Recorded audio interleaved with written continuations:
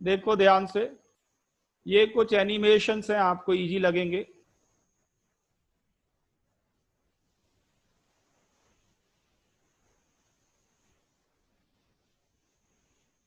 ये तो दो एस ऑर्बिटल हैं, दो एस ऑर्बिटल ओवरलैप करेंगे, ये एस एस ओवरलैपिंग है, सिग्मा बॉन्ड बनेगा।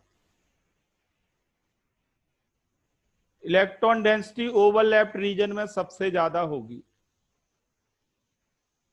इलेक्ट्रॉन डेंसिटी ओवरलैप्ड रीजन में सबसे ज्यादा होगी। ठीक है, अब दूसरी देखो, ये पीपी ओवरलैपिंग है इसमें,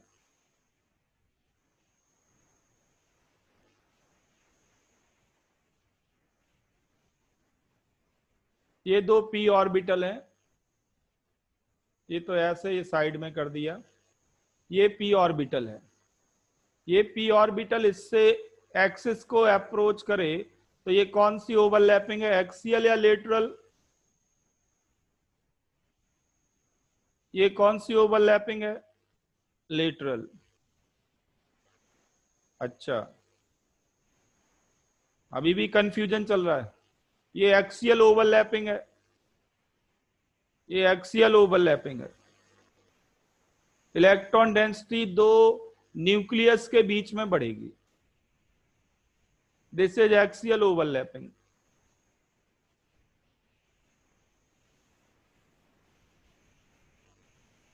लेटरल ओवरलैपिंग दिखाएं आपको, ये लेटरल ओवरलैपिंग के लिए है।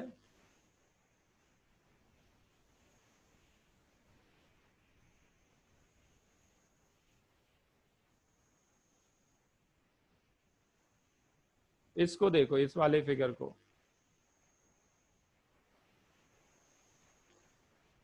ये दो पी ऑर्बिटल हैं, इनके एक्सिस सामने सामने नहीं है, इनकी साइड सामने सामने है, और ये ओवरलैपिंग क्या कहलाती है?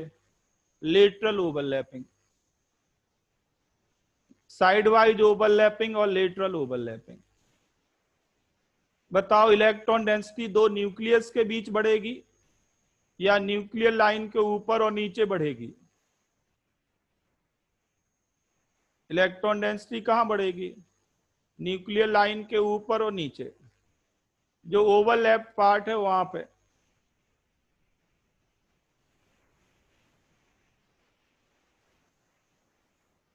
तो एक्सियल और लेटरल ओवरलैपिंग क्लियर है। अब अगर मैं आपसे कहूं कि एक पी एक्स ऑर्बिटल है और एक पी वाई ऑर्बिटल है, पी एक्स और पी वाई ऑर्बिटल में कौन सी ओवरलैपिंग हो सकती है?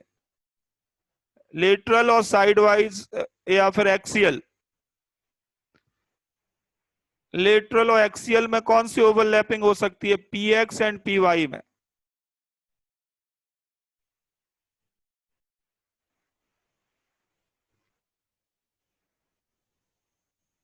बोलो।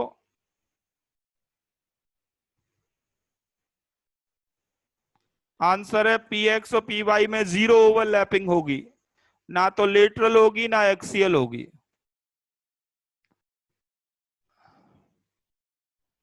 P X and P Y में जीरो ओवरलैपिंग होगी, ना तो एक्सियल होगी ना लेटरल होगी।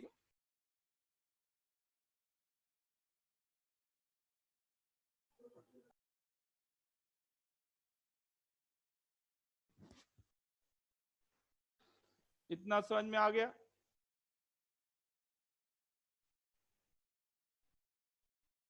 अब एक एक करके एग्जांपल्स लेते हैं, आपको और क्लैरिटी हो जाएगी।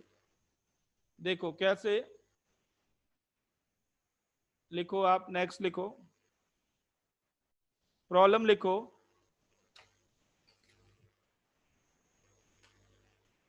आपसे ये पूछा जाएगा, आपसे ये पूछा जाएगा कि बताओ,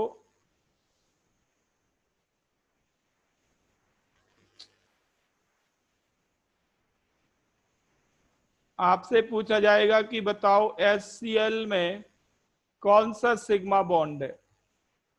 ऑप्शन है SS, PP,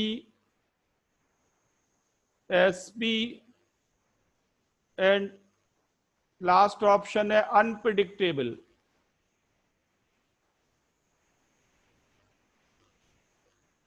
HCl में कौन सा सिग्मा बॉन्ड है?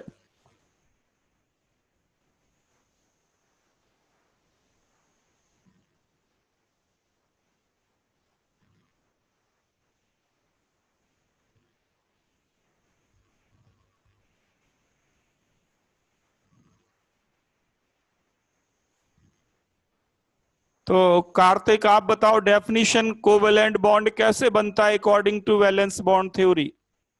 कार्तिक अपने आप को अनम्यूट करके बोलो। लास्ट क्लास में मैंने स्टेटमेंट लिखाया था कोवेलेंट बॉन्ड कैसे बनता है।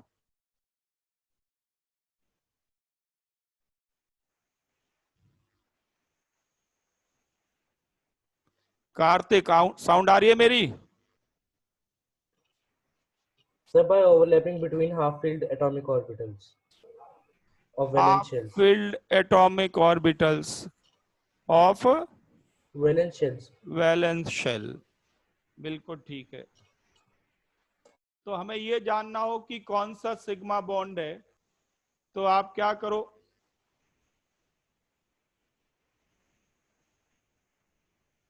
अगर आपको ये जानना है कौन सा सिग्मा बॉन्ड है, तो आप सबसे पहले हाइड्रोजन का इलेक्ट्रॉनिक कॉन्फ़िगरेशन बनाओ। ये है 1s1। क्लोरीन का इलेक्ट्रॉनिक कॉन्फ़िगरेशन बनाओ, 1s2 2s2 2p6 3s2 3p5। अब आप वैलेंस शेल को देखो, तो हाइड्रोजन का s ऑर्बिटल हाफ फिल्ड है और क्लोरीन के वैलेंस शेल का कौन सा ऑर्बिटल हाफ फिल्ड है? क्लोरीन के वैलेंस शेल में कौन सा ऑर्बिटल हाफ फिल्ड है?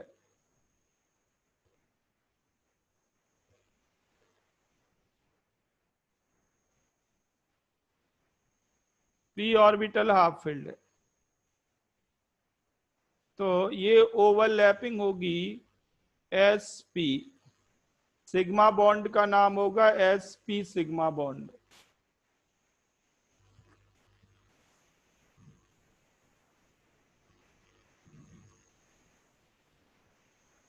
सबको समझ में आ गया?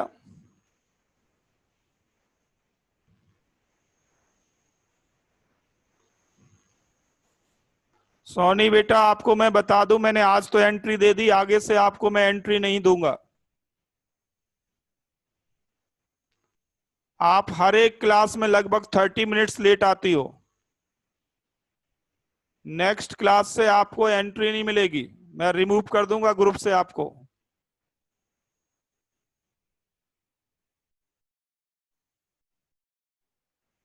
घर बैठे टाइम से क्लास में नहीं आ सकते?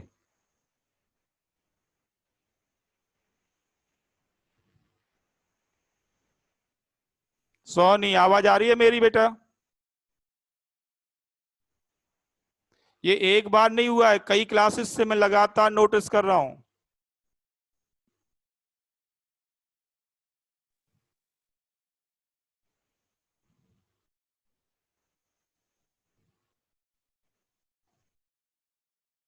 नेक्स्ट टाइम ऐसा हुआ तो मैं रिमूव कर दूंगा, परमिशन नहीं मिलेगी आपको। चलो देखो, अब अगर मैं कहूं आपसे, सेम प्रॉब्लम मैं आपको दे दूं और आपसे कहूं कि बताइए क्लोरीन में कौन सा सिग्मा बॉन्ड है? क्लोरीन में दो Cl एटम के बीच कौन सा सिग्मा बॉन्ड है?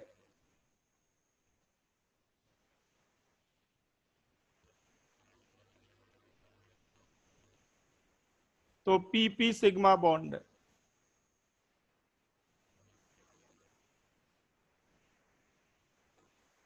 ठीक है। हाँ, आयुष ने और स्पेसिफिक बात कर दी, इसमें भी कौन सा सिग्मा बॉन्ड लेना है?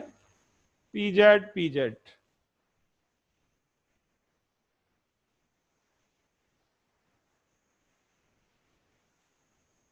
ओके, नेक्स्ट लिखो, next problem.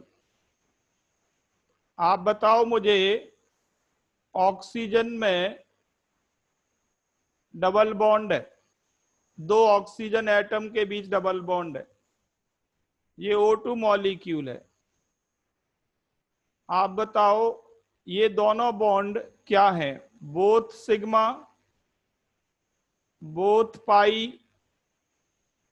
One sigma and one pi,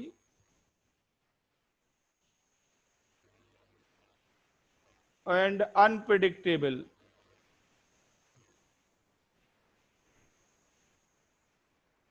ये ऑप्शन है आपके सामने।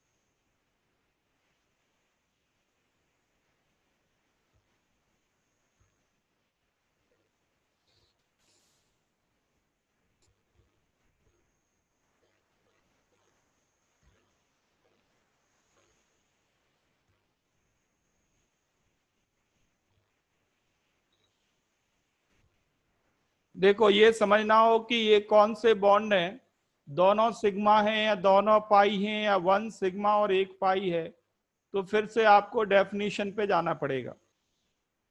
डेफिनेशन क्या है? ऑक्सीजन का electronic configuration 1s2 2s2 2p4। Oxygen के वैलेंस शेल में अनपेयर्ड इलेक्ट्रॉन, कितने अनपेयर्ड इलेक्ट्रॉन है इसके वैलेंस शेल में? दो अनपेयर्ड इलेक्ट्रॉन है।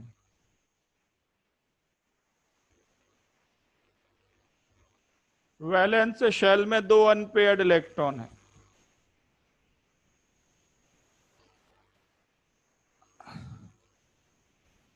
IUPAC के अकॉर्डिंग इनमें से किसी एक को पीजेड मानना पड़ेगा, किसी एक को पीजेड आपको मानना पड़ेगा, और दूसरा आप कोई भी मान सकते हैं PX और PY, बट एक पीजेड लेना पड़ेगा, ये गारंटी है।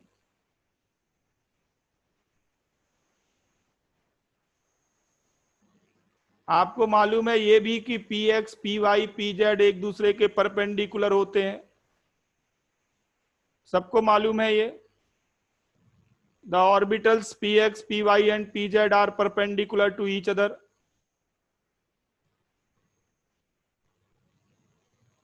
ओके, अब जरा सोचिए, दो ऑक्सीजन एटम एक दूसरे के पास आएंगे, दो ऑक्सीजन एटम एक दूसरे के पास आएंगे, तो इनके बीच लेटरल ओवरलैपिंग होगी या एक्सियल ओवरलैपिंग होगी, या एक में एक्सियल एक में लेटरल। मान लो एक PY है एक PZ है, एक PY मान लिया एक PZ मान लिया, जिनमें ये अनपेयर्ड इलेक्ट्रॉन है, दो ऑक्सीजन एटम पास पास आ रहे हैं, they are going to form bond. ये जेड एक्सेस मानना है अकॉर्डिंग टू IUPAC।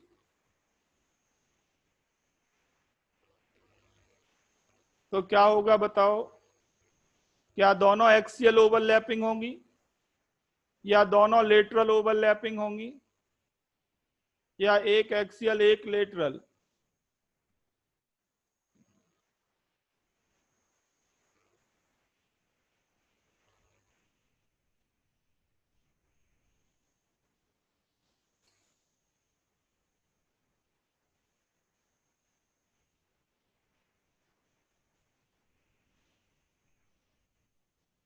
तो देखो इस तरह से बॉन्ड आपको दिखाई पड़ेगा।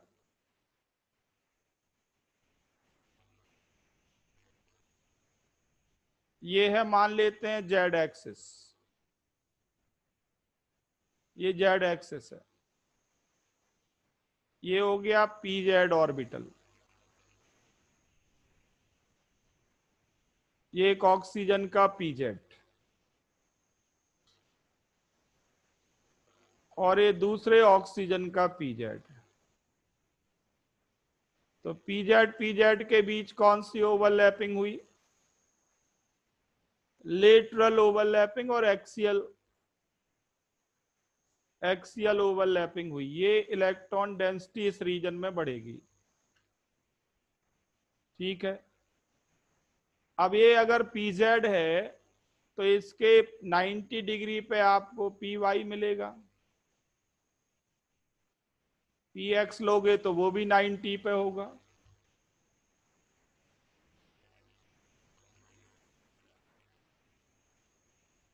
तो यहां पे तो इलेक्ट्रॉन पे ऐड हो गए। आप चाहो तो 2 इलेक्ट्रॉन दिखा सकते हो ऐसे।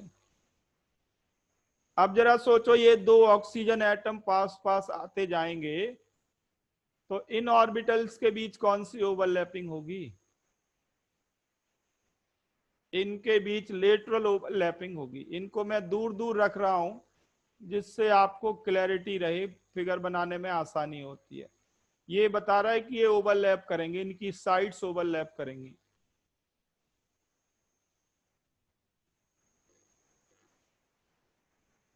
तो जो डायरेक्ट या एक्सियल ओवरलैपिंग से बॉन्ड बना वो है सिग्मा बॉन्ड, और इन दोनों ओवरलैपिंग का कंबाइंड नेम है पाई बॉन्ड। तो एक सिग्मा बॉन्ड बनेगा, एक पाई बॉन्ड बनेगा। डबल बॉन्ड में एक सिग्मा बॉन्ड होता है, एक पाई बॉन्ड होता है। ये क्लियर है? दोनों सिग्मा क्यों नहीं हो सकते, दोनों पाई क्यों नहीं हो सकते?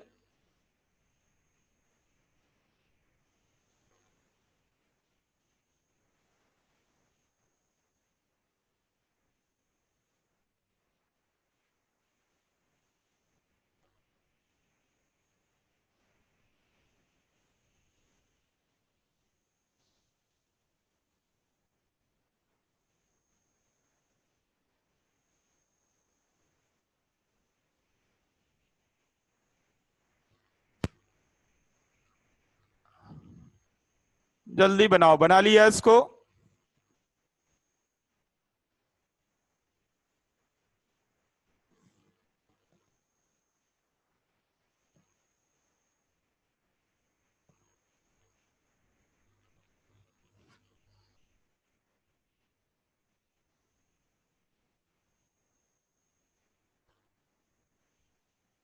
इसका एनिमेशन देख लो आप।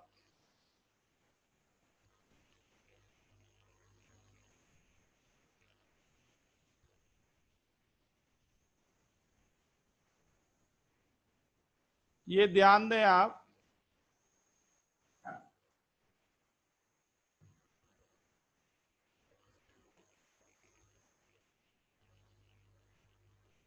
इनको देखें, बाकी भूल जाएं अभी, इनको देखें केवल।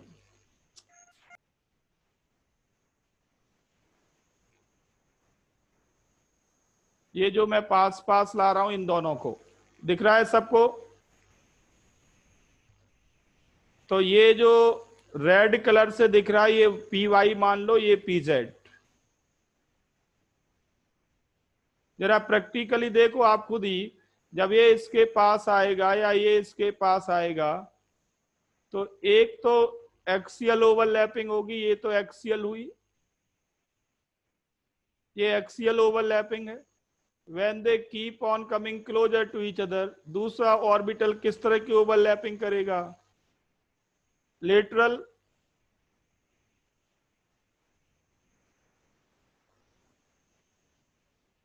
क्या ये संभव है कि दोनों एक्सियल हो जाएं, दोनों लेटरल हो जाएं?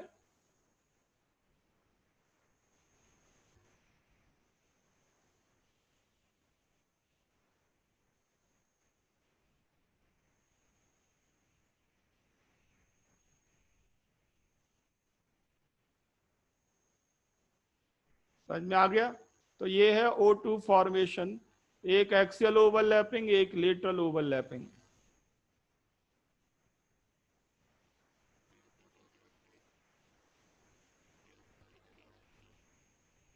O2 समझ में आ गया सबको?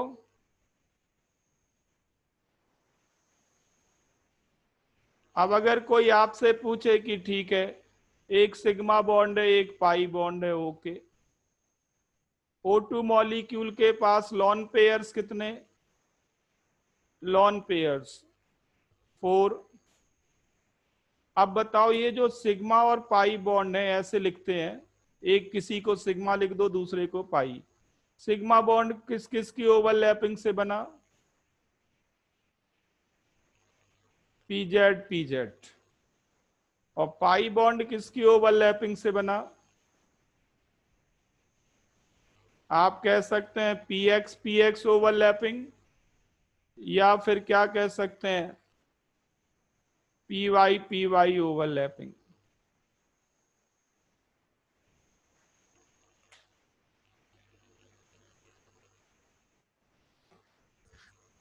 तो बॉन्डिंग इन O2 सबको क्लियर है?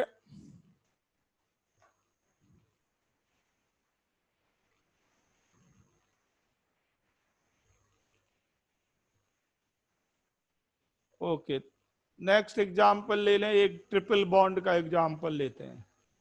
बॉन्डिंग इन N2, नाइट्रोजन, दो नाइट्रोजन के बीच एक ट्रिपल बॉन्ड बनता है, एक एक लॉन पेयर बचेगा। आप बताओ इस ट्रिपल बॉन्ड में सिग्मा बॉन्ड कितने और पाई बॉन्ड कितने?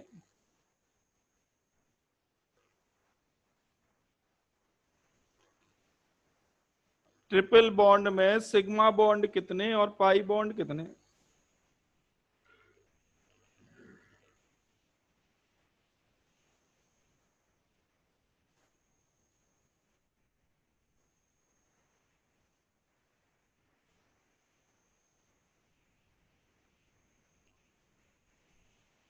हाँ, महक ने बिल्कुल ठीक आंसर किया, 1 सिग्मा 2 पाई।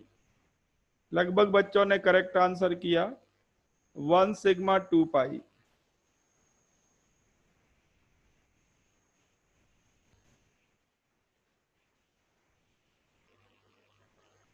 एक सिग्मा बॉन्ड है और दो पाई बॉन्ड है।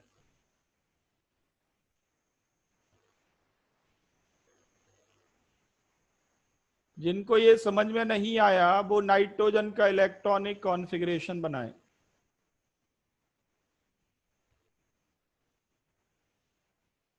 देखें वैलेंस शेल में कितने अनपेयर्ड इलेक्ट्रॉन्स हैं? वैलेंस शेल में कितने अनपेयर्ड इलेक्ट्रॉन्स हैं?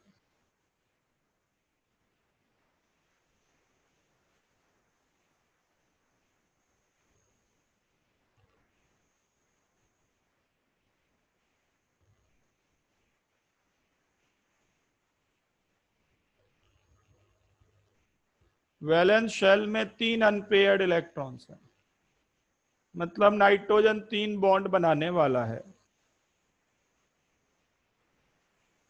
तो ये ट्रिपल बॉन्ड बन गया। बट एक पीएक्स में होगा, दूसरा पीवाई में होगा, तीसरा पीजेड में होगा। अब जरा विजुलाइज करो कि दो नाइट्रोजन पास पास आ रहे हैं, दो नाइट्रोजन पास पास आ रहे हैं और उनके जेड एक्सिस सामने सामने हैं, जेड एक्सिस उनके आमने सामने हैं।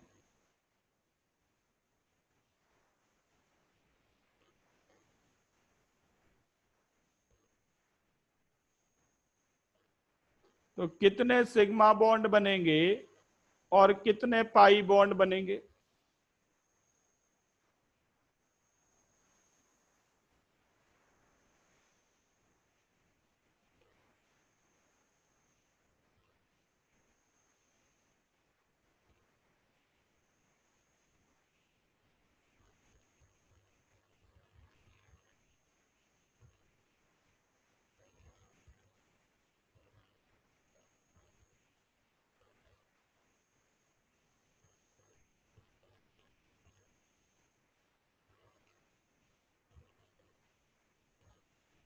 ये तो है पीजेड, ये जेड एक्सिस मान लिया।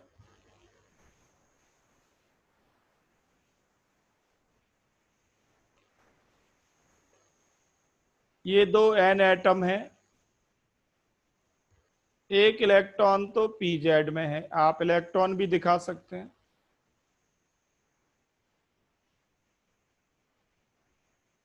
ये है py,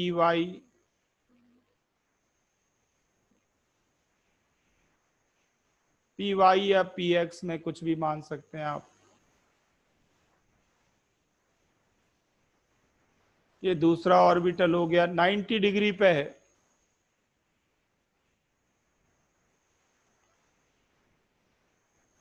और ये तीसरा,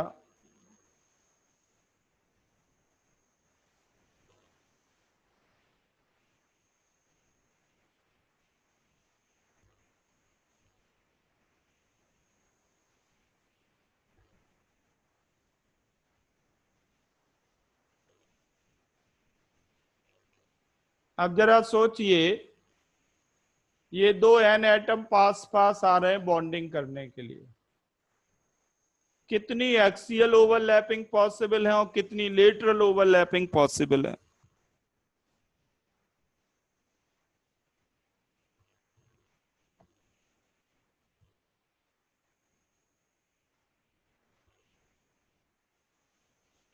तो pz pz के बीच होगी एक्सियल ओवरलैपिंग,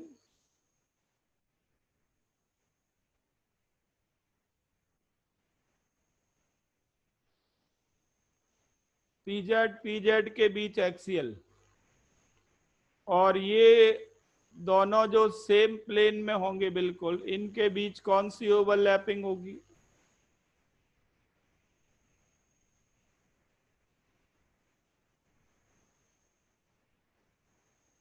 ऐसे मैं दूर से बना रहा हूं क्लैरिटी के लिए, पास पास लाएंगे तो मिक्सअप हो जाएंगे। ये ओवरलैपिंग होगी लेटरल, और इनके बीच कौन सी होगी।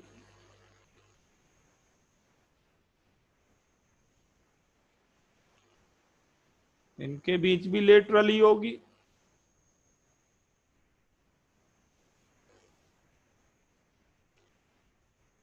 विजुलाइज हुआ आप सबको।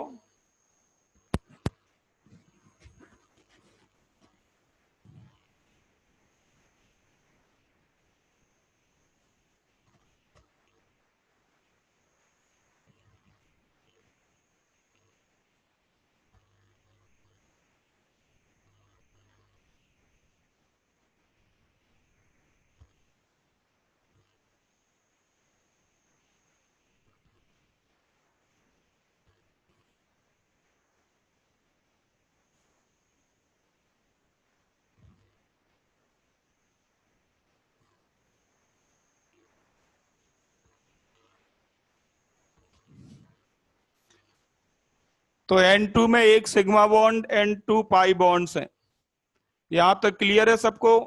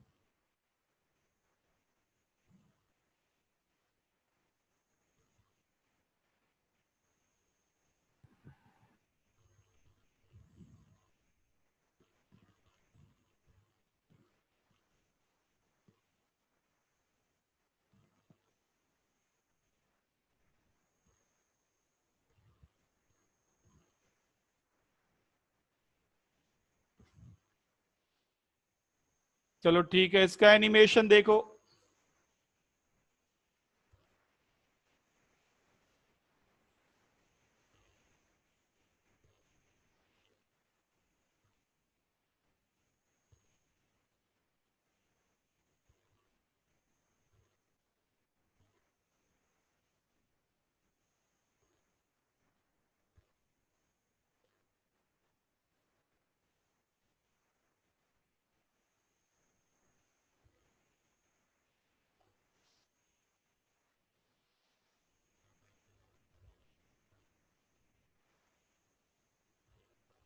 ये ध्यान से देखें आप, ये क्या है, ये नाइट्रोजन है और इसके 3 p ऑर्बिटल हैं। ये जेड एक्सिस है,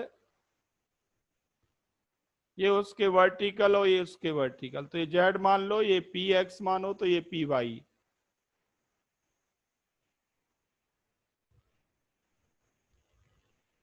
ठीक है, 2 नाइट्रोजन है, 2 नाइट्रोजन है,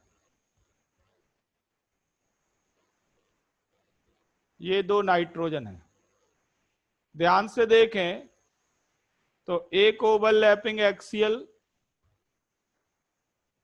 तो बाकी दोनों ओवरलैपिंग कैसी होंगी, लेटरल। ये एक्सियल ओवरलैपिंग और बाकी दोनों के बीच कौन सी होंगी, लेटरल। 1 सिग्मा 2 पाई। देखो इसका टॉप व्यू दिखाता हूं मैं आपको, आप देखें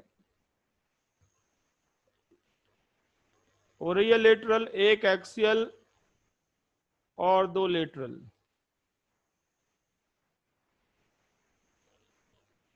ऐसे देख लें, 1 एक्सियल और 2 लेटरल, ये लेटरल ओवरलैपिंग, ये भी लेटरल। ये है formation of N2। 1 sigma bond बनेगा, 2 पाई बॉन्ड बनेंगे।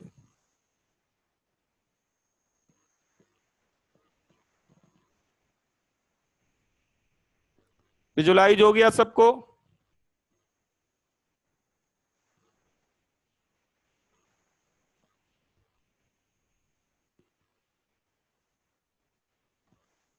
तो ये अब तक मैंने जितने एग्जाम्पल लिए, डेलिबरेटली वो सारे एग्जाम्पल डाई एटॉमिक मॉलिक्यूल के थे, डाई एटॉमिक मॉलिक्यूल के थे। ये जो ओल्ड वैलेंस बॉन्ड थ्योरी है, ये try atomic and poly atomic में फेल्ड है। कहीं कहीं पे ट्रू होती है, कहीं कहीं पे फेल्ड होती है।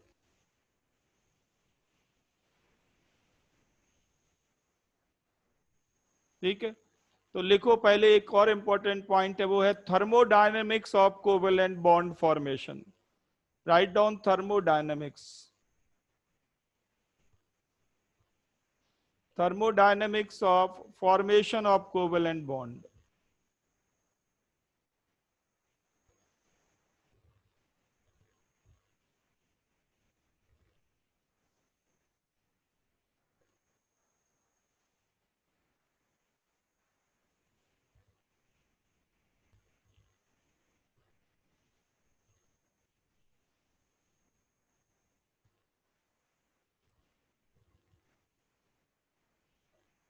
थर्मोडायनेमिक्स का मतलब है अट्रैक्शन और रिपल्शन फोर्स के बारे में सोचना। थर्मोडायनेमिक्स मींस अट्रैक्शन रिपल्शन के बारे में सोचना, साथ ही साथ एनर्जी लॉस और एनर्जी गेन के बारे में सोचना।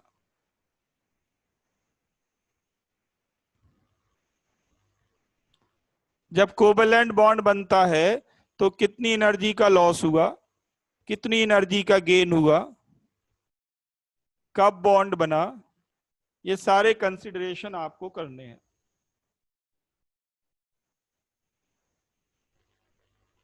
तो एक एग्जांपल लेते हैं जो आपके सिलेबस में भी है, एनसीईआरटी में भी गिवन है, फॉर्मेशन ऑफ H2।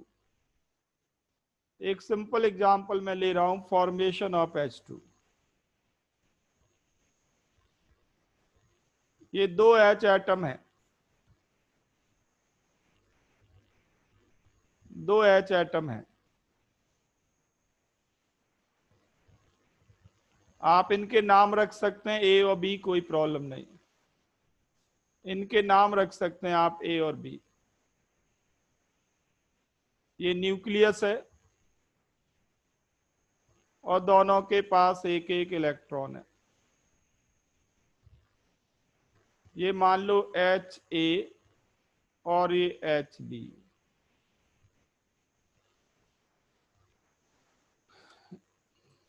आपसे कोई पूछे कि इन 2 एटम्स के बीच कौन कौन से फोर्सेस ऑपरेट कर रहे हैं,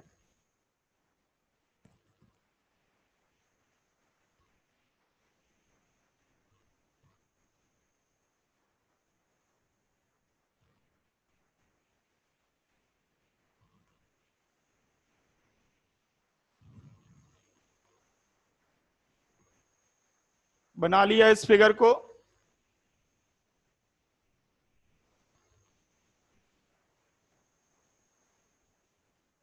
तो देखो, दो दो न्यूक्लियस के बीच कौन सा फोर्स लग रहा है? दो न्यूक्लियस के बीच कौन सा फोर्स लग रहा है? Repulsion. Nucleus of A and nucleus of B कौन सा फोर्स लगा रहे हैं? रिपल्शन। दो इलेक्ट्रॉन के बीच कौन सा फोर्स लग रहा है?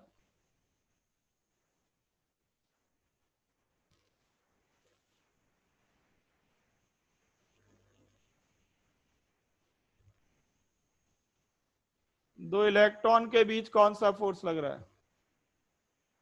Repulsion.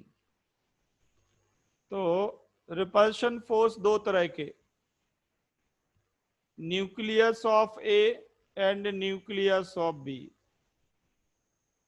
Electron of A and electron of B, दो तरह के रिपल्शन काम कर रहे हैं और दो तरह के अट्रैक्शन भी तो काम कर रहे हैं।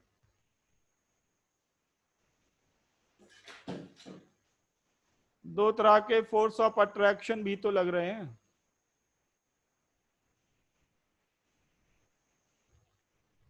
Nucleus of one atom and electron of other atom, nucleus of A and electron of B, attraction लग रहा है। एक और अट्रैक्शन लग रहा है, electron of A and nucleus of B,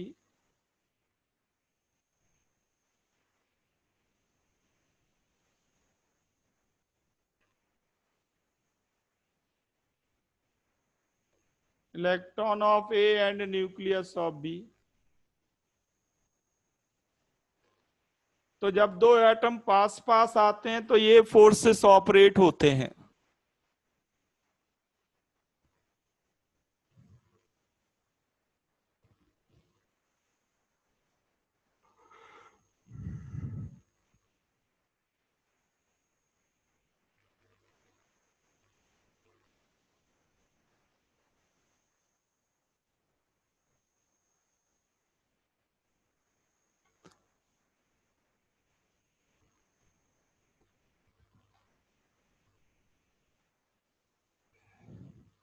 figure बना लिया ये?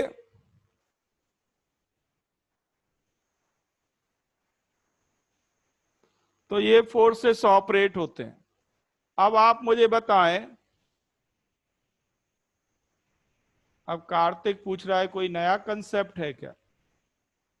बेटा ये नई हेडिंग पड़ी हुई है कि हम क्या चीज डिस्कस कर रहे हैं, पहले हमने उसको फिक्स किया कि अब हम क्या करने जा रहे हैं।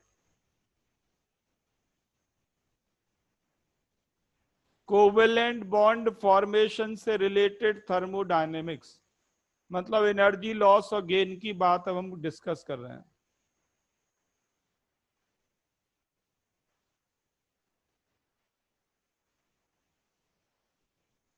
नहीं नहीं, अभी तो उसी थ्योरी की बात चल रही है। ये तो कौन सा मॉलिक्यूल है ये कौन सा मॉलिक्यूल है? पॉलीएटॉमिक।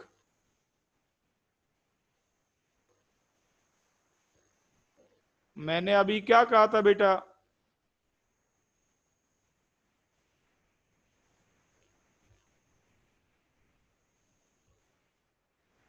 चलो देखो आगे। तो दो एटम पास पास आएंगे तो कौन सा फोर्स डोमिनेट कर रहा होगा इन द बिगिनिंग? भाई पास पास आने के लिए कौन सा फोर्स डोमिनेट करना चाहिए?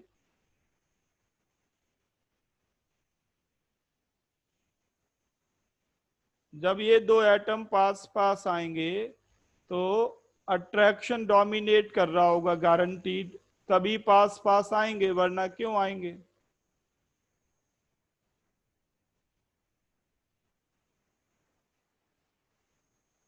बट जब ये पास पास आते हैं तो क्या हमेशा अट्रैक्शन डोमिनेट करता है?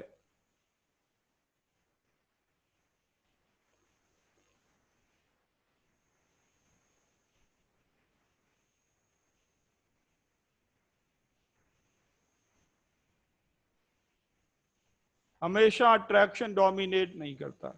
एक लिमिट तक जब ये पास पास आ जाते हैं उसके बाद रिपल्शन डोमिनेट करता है।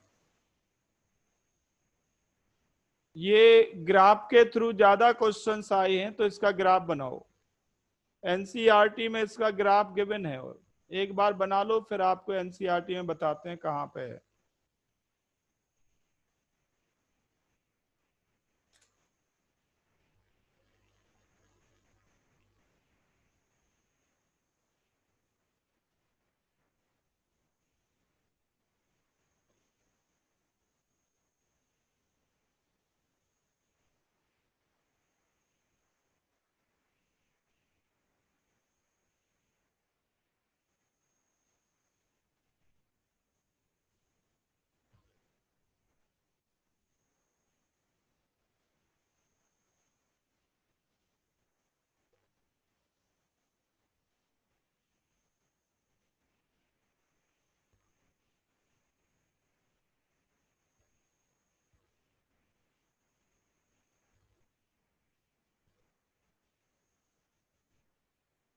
बना लो इस ग्राफ को।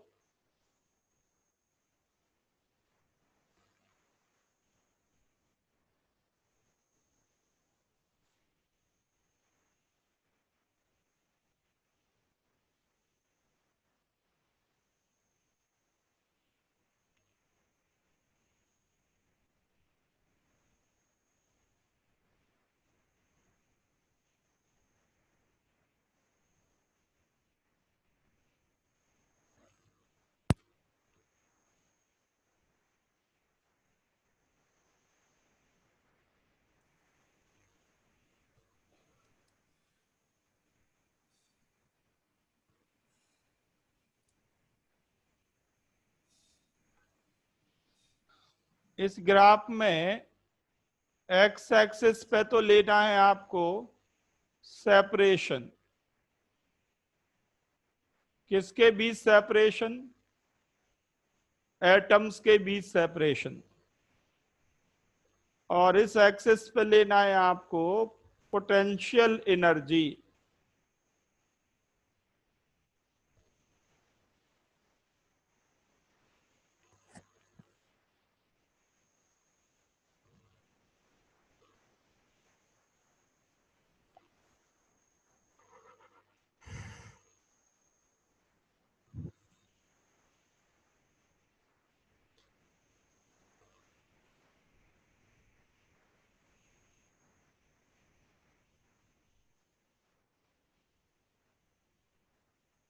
बना लिया आपने?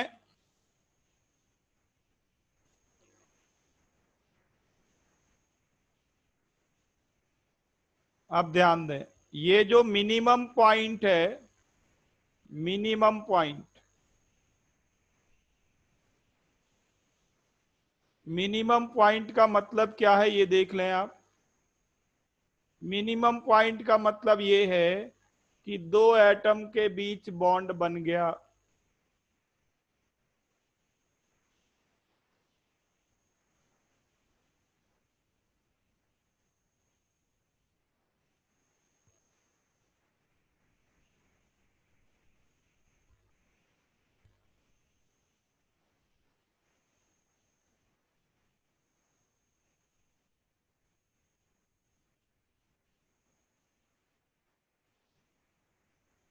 ये है मिनिमम पॉइंट का मतलब।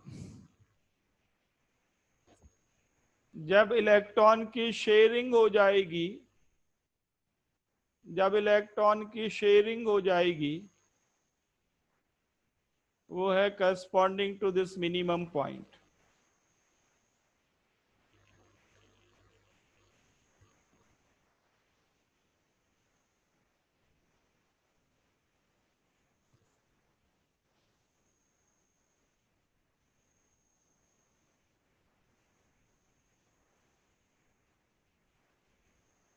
और जो यहां से एक्सिस पर रीड करें डाटा, जिस सेपरेशन पे ये बॉन्ड बनेगा, ये सेपरेशन कहलाता है बॉन्ड लेंथ।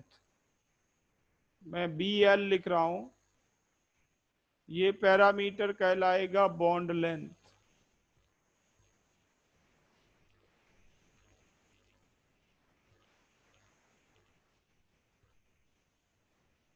मतलब ये है कि अगर आप यहां पे नोटिस करें तो एटम दूर दूर हैं, यहां पे एटम दूर दूर हैं।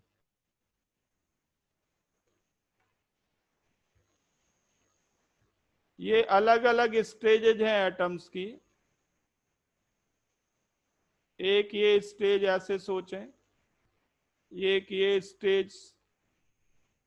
और जब एटम्स बहुत दूर दूर हैं, जब एटम्स बहुत ज्यादा दूर दूर हैं, सेपरेशन जब बहुत ज्यादा है, तो सोचें कि एनर्जी जीरो है।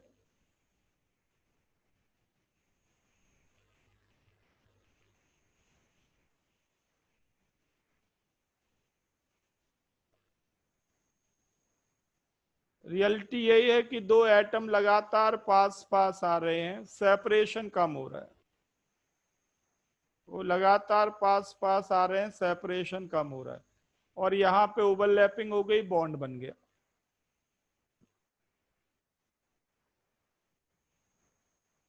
तो एक्स एक्सिस पे है एटम्स के बीच का सेपरेशन।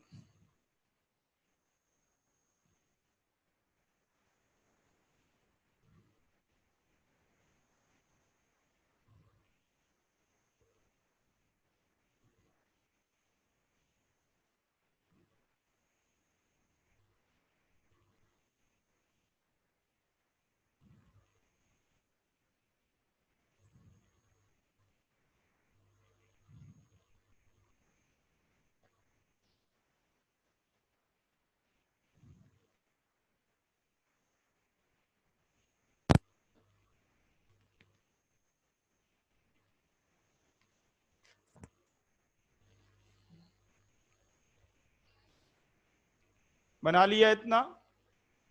अभी धीरे धीरे आपको क्लैरिटी आ जाएगी। और ये जो एनर्जी है लोएस्ट पॉइंट के करस्पॉन्डिंग,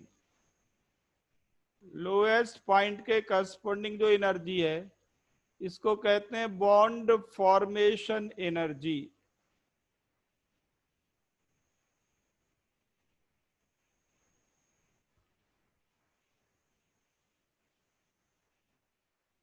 बॉन्ड फॉर्मेशन एनर्जी।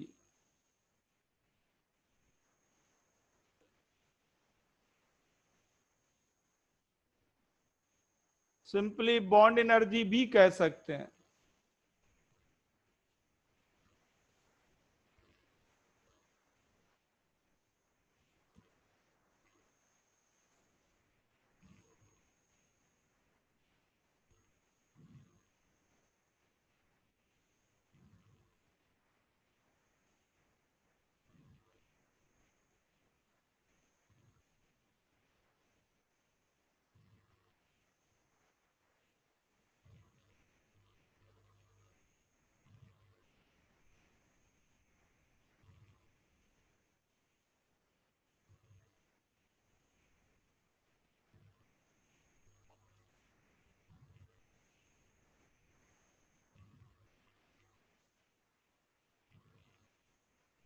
कर लिया इतना।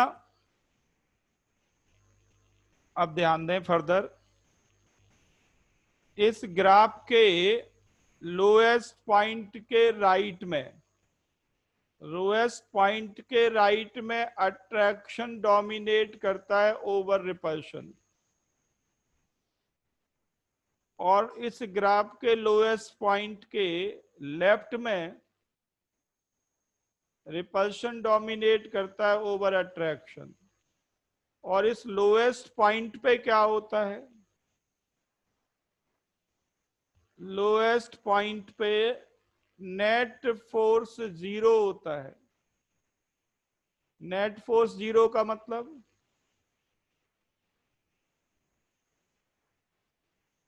Attraction equal to repulsion.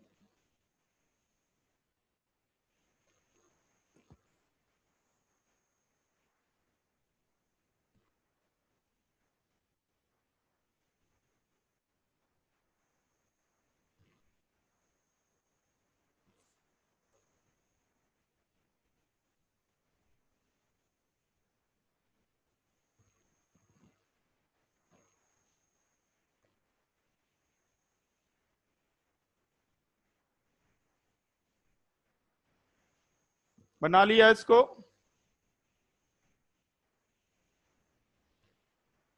इस पे जब भी क्वेश्चंस आए हैं ये ग्राफ के साथ ही आई हुई है प्रॉब्लम। ग्राफ आपको दिया जाएगा, ग्राफ के एक एक पॉइंट पे आपको पता होना चाहिए कि कहां पे अट्रैक्शन ज्यादा होता है, कहां पे रिपल्शन ज्यादा होता है, और इन पैरामीटर्स की मीनिंग क्या है। यहां से यहां तक की डिस्टेंस है बॉन्ड लेंथ, और जो लोएस्ट पॉइंट के करस्पॉन्डिंग एनर्जी है वो है बॉन्ड फॉर्मेशन एनर्जी। हाइड्रोजन के लिए ये डाटा अगर याद करना चाहें तो कर सकते हैं। हाइड्रोजन के लिए होती है 436 किलो जूल पर मोल। H2 जब बनता है तो इतनी एनर्जी रिलीज हो जाती है।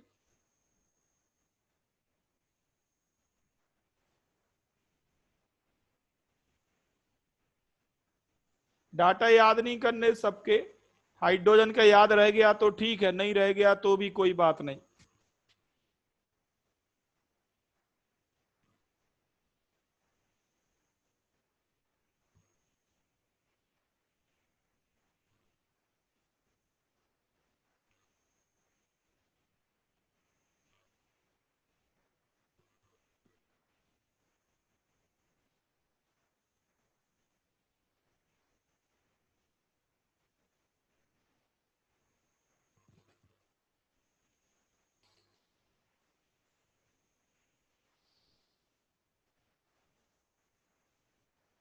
अब एनसीईआरटी में बॉन्डिंग चैप्टर ओपन करो, देखो जल्दी।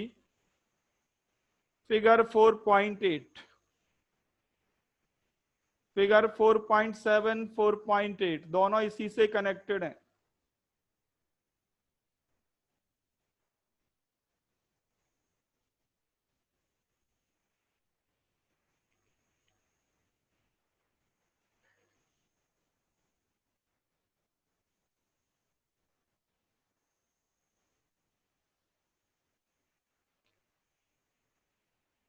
सबको मिल गया फिगर 4.7?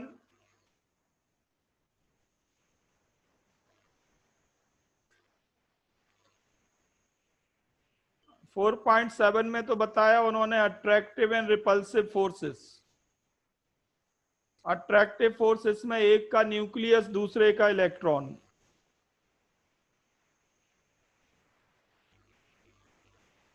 और रिपल्सिव में दोनों के न्यूक्लियस, दोनों के इलेक्ट्रॉन।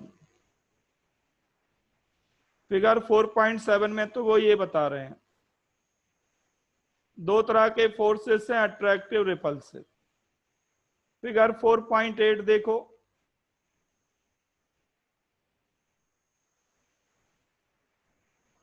एनसीईआरटी मिल गई सबको, देख लिया। फिगर 4.8 देखो। इसको राइट से देखना शुरू करो, बिल्कुल राइट हैंड से। जब दो एटम दूर दूर हैं, दूर दूर हैं तो ग्राफ बिल्कुल एक्स एक्सिस को मैच करेगा। जब दो एटम दूर दूर हैं, फिर दो एटम पास पास आए, फिर और पास आए, बॉन्ड बन गया, ओवरलैपिंग हो गई। और जब ओवरलैपिंग हुई तो वो है corresponding to lowest point. Separation कम करते जाओ, मतलब लेफ्ट की ओर चलो। राइट हैंड से शुरू होकर लेफ्ट की ओर चलो, सेपरेशन कम करते जाओ। जब ओवरलैपिंग होगी तो वो ग्राफ का लोएस्ट पॉइंट होगा।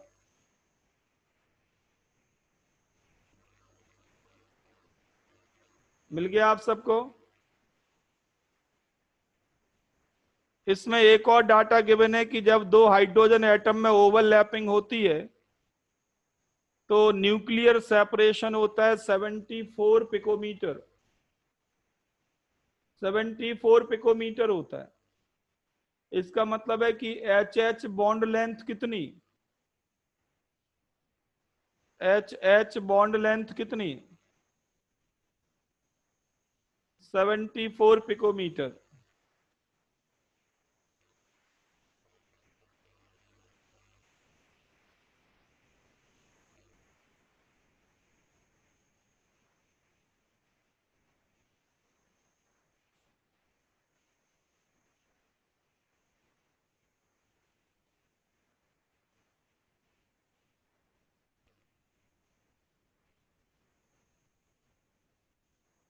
तो क्वेश्चंस आते हैं कंपटीशंस में ग्राफ के साथ। ये ग्राफ की मीनिंग आपको आनी चाहिए ठीक तरह से।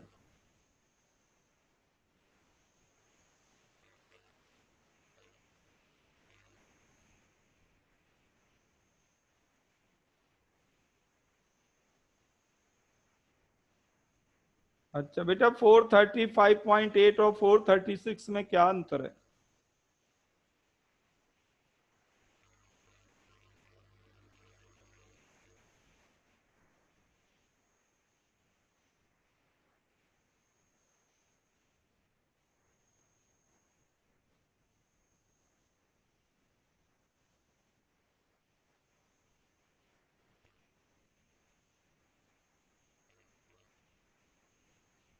बेटा क्वेश्चन बार बार करने से मैं आपको बता रहा हूं सिलेबस बहुत स्लो हो जाता है। मैंने एक एक पॉइंट पे पूछा आपसे, किसी पॉइंट की कोई दिक्कत हो, एक एक स्टेप पे बार बार पूछता रहा मैं। ऐसे बेटा सिलेबस नहीं होता। केमिस्ट्री और बायोलॉजी में टाइम बहुत लगता है, फिजिक्स में टाइम कम लगता है, मैथ में टाइम कम लगता है। सबसे ज्यादा टाइम बायो लेती है, दूसरे नंबर पे केमिस्ट्री लेती है।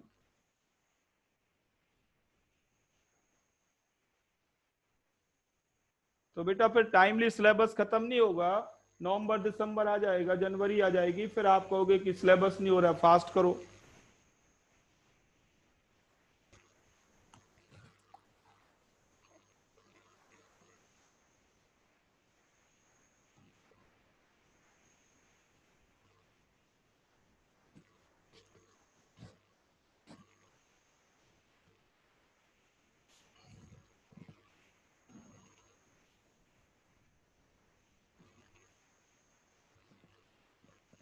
देखो एक बार फिर से मैं पूरी कहानी रिपीट करता हूं। एक बार पूरा कहानी आपको मैं बताता हूं हम कर क्या रहे हैं।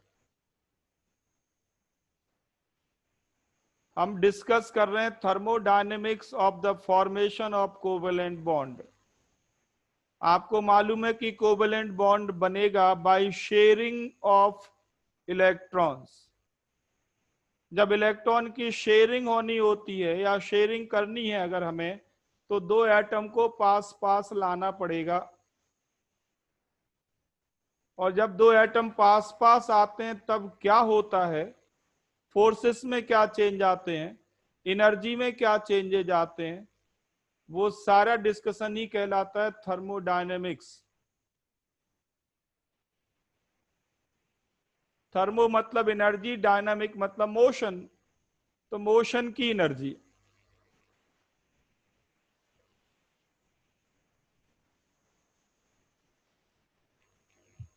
तो देखें यहां पे सिंपल सा है, दो एटम सर्टेन डिस्टेंस पे अगर हैं, सम डिस्टेंस पे हैं, तो दो तरह के फोर्सेस काम करेंगे, रिपल्सिव अट्रैक्टिव।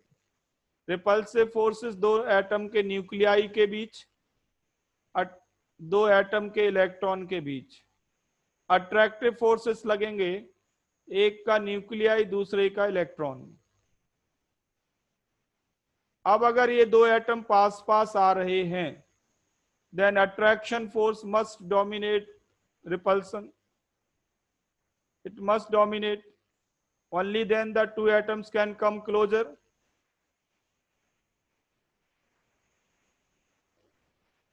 But फिजिक्स क्या कहती है, सिंपल फिजिक्स क्या कहती है कि जब भी दो पार्टिकल अट्रैक्शन की वजह से पास पास आएंगे, एनर्जी रिलीज होगी, इनको एनर्जी का लॉस करना पड़ेगा।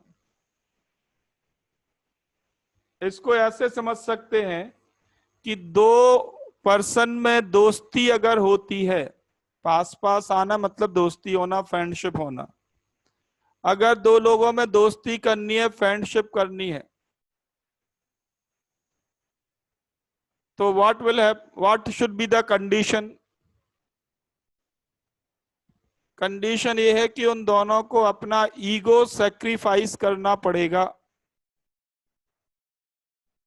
जो हर इंसान में एक ईगो होता है ना, मैं की जो आदत है, मैं घमंड, वो मैं या घमंड को आपको सैक्रिफाइस करना पड़ेगा, तब आप दूसरे से स्ट्रॉन्ग फ्रेंडशिप रख सकते हो।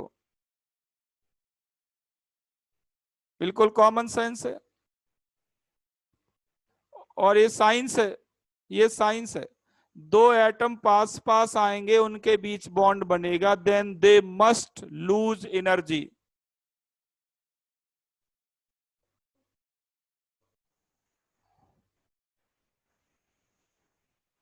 दे must lose energy.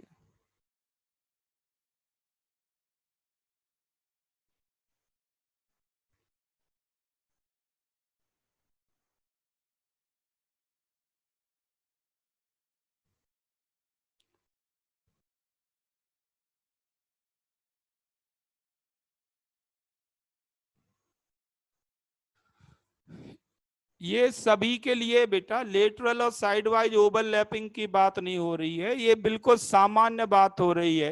Any two atoms, यहां सिग्मा पाई बॉन्ड का मैटर नहीं है। एनी टू एटम्स और any two particles if come close to each other due to force of attraction they must lose energy. ये sentence लिख लो, ये physics का थंब रूल है, इसे लॉ ऑफ ग्रेविटेशन से निकाला गया था।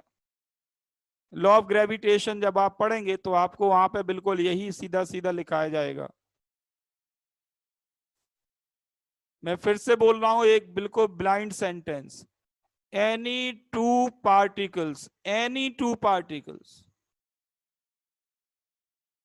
when come close to each other due to force of attraction they must lose energy।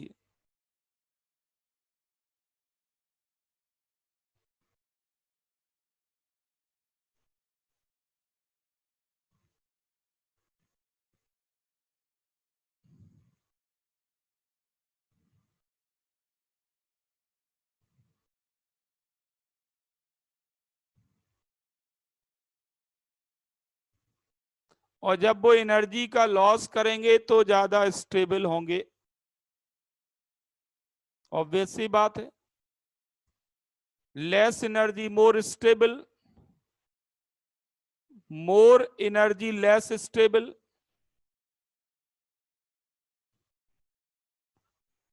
जरा सोचिए, आपके मम्मी पापा आपको फटे कपड़े दें पहनने के लिए, जूते ना दें, चप्पल दें वो भी टूटी हुई, बिना ब्रेक की साइकिल दे दें, खर्च को 1 रुपया भी ना दें, आपके पास एनर्जी कम से कम है, मिनिमम है, विल यू बी स्टेबल और अनस्टेबल?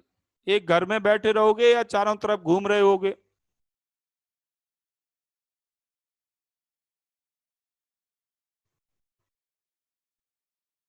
तो आपकी पॉकेट में जितनी कम एनर्जी होगी आप उतने ही ज्यादा स्टेबल होंगे,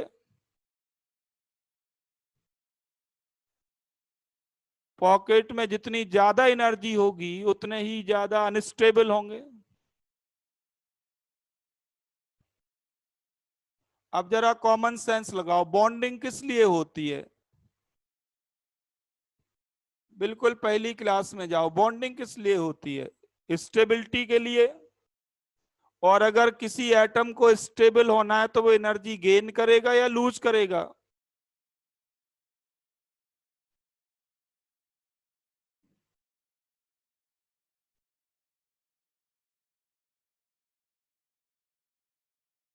बात समझ में आ रही है आप सबको? सिंपल सी।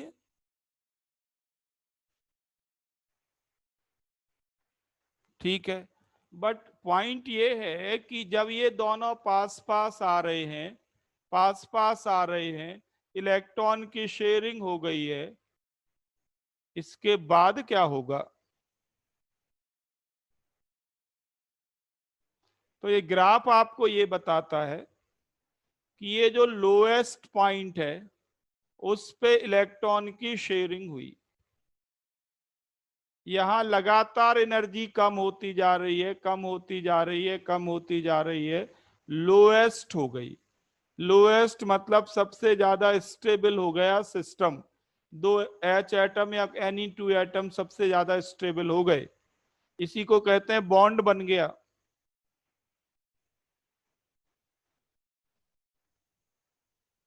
नाउ अब अगर आप सेपरेशन, एक्स एक्सिस पे सेपरेशन है, उससे भी कम करें, उससे भी कम करें सेपरेशन, व्हाट विल हैपन?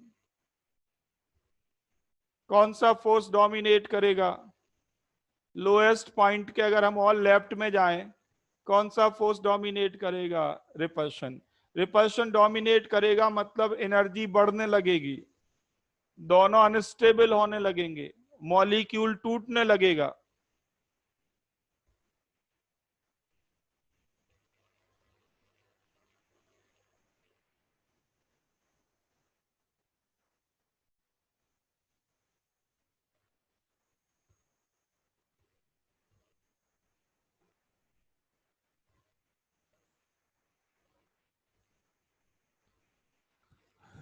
कभी आपने अपने माँ बाप को कहा कहते हुए सुना होगा, कॉमन सेंस बात बता रहा हूं, कि चलो आप दोस्ती रखो, दोस्त को बुलाओ, पर घर के दरवाजे तक रखो, घर के अंदर मत घुसाओ।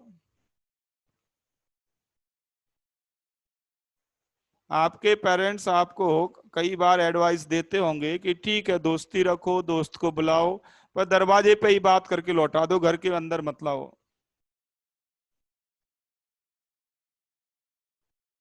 इतनी घनिष्ठता भी मत रखोगे कि वो घर के अंदर आ जाए।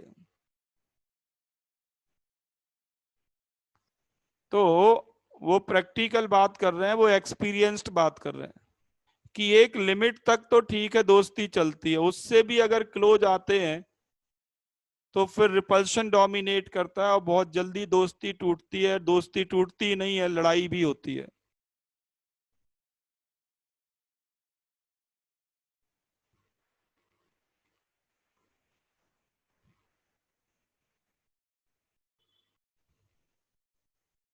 तो यहाँ पे दो एटम जो पास पास आ रहे हैं उनमें अट्रैक्शन भी है, रिपल्शन भी है।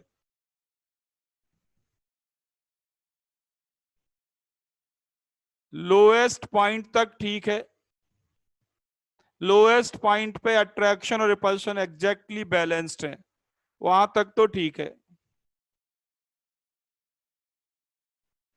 अगर उससे भी क्लोज एटम्स को लाएंगे then repulsion will dominate. Repulsion dominate करने का मतलब है एनर्जी का इंक्रीज होना,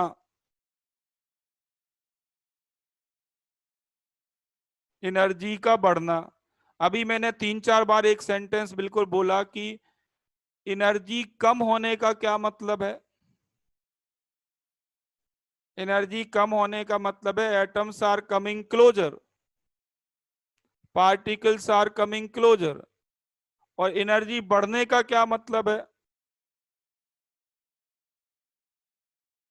particles are moving away.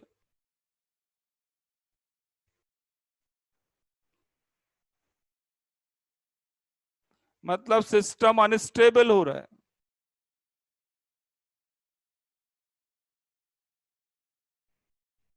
Unstable system हो रहा है और फिर टूट जाएगा।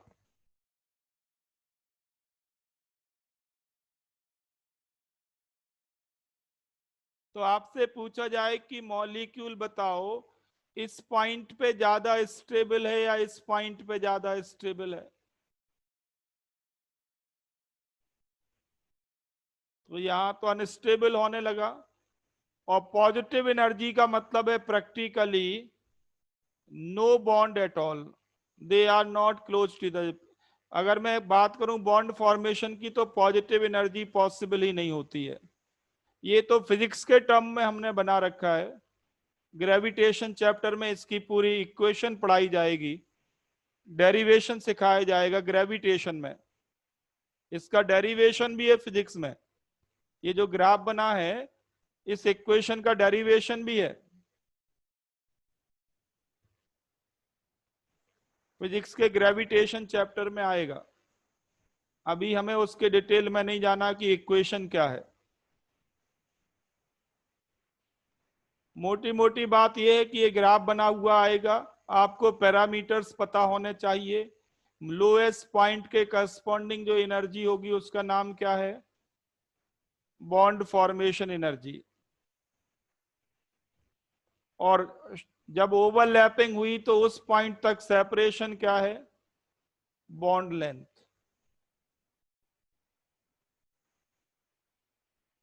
जब एटम के बीच सेपरेशन लार्ज था तो एनर्जी की वैल्यू क्या थी, लार्ज सेपरेशन को सोचिए, या ये कहें कि जब आइसोलेटेड एटम थे तब एनर्जी क्या थी, 0।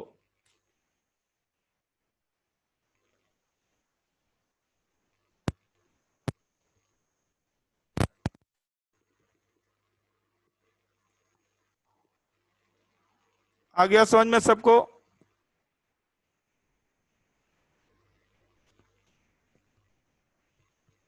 तो ये तो बात हुई डाई एटॉमिक मॉलिक्यूल तक की।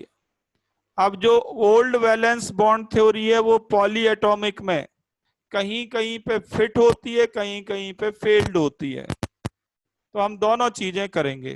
तो write down bonding in poly atomic molecules. अभी तक तो हमने डाई एटॉमिक लिए थे।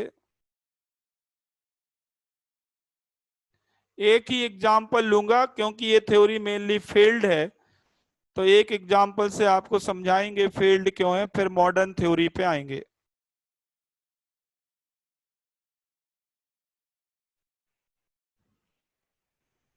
ठीक है, तो अभी इतना रहने देता हूं मैं, 5 बच्चों के, नेक्स्ट क्लास में करते हैं इसको।